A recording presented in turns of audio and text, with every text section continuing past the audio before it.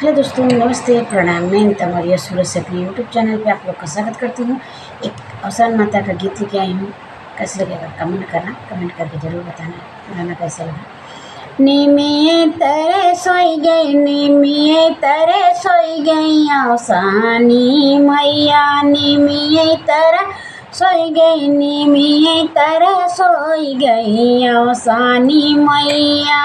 आवै मलिनिया देखावै गजलवा, आवै मलिनिया देखावै गजलवा, गजलवै पे मोई गई, गजलवै पे मोई गई अवसानी मैया, गजलवै पे मोई गई, गजलवै पे मोई गई अवसानी मैया।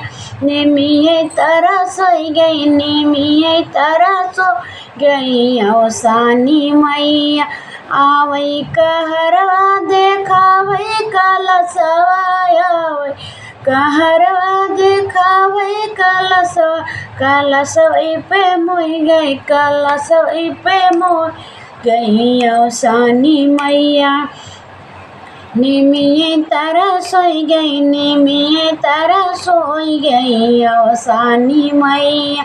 आवै बजजवा देखावै चुनरिया, आवै बजजवा देखावै चुनरिया, चुनरिया पे मोई गई, चुनरिया पे मोई गई अवसानी मैया।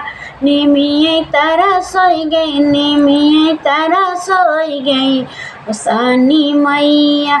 आवै सोनरवा देखावै नथियवा, आवै सोनरवा देखावै नथियवा, नथियवै पे मोई गई, नथियवै पे मोई गई अवसानी मैया। निमिये तरह सोई गई, निमिये तरह सोई गई अवसानी मैया।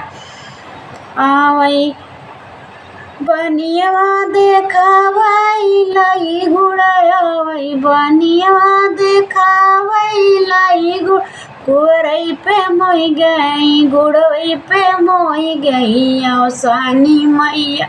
चनावै पे मोई गई अवसानी मैया। निमिये तरह सोई गई, निमिये तरह सो गई अवसानी मैया।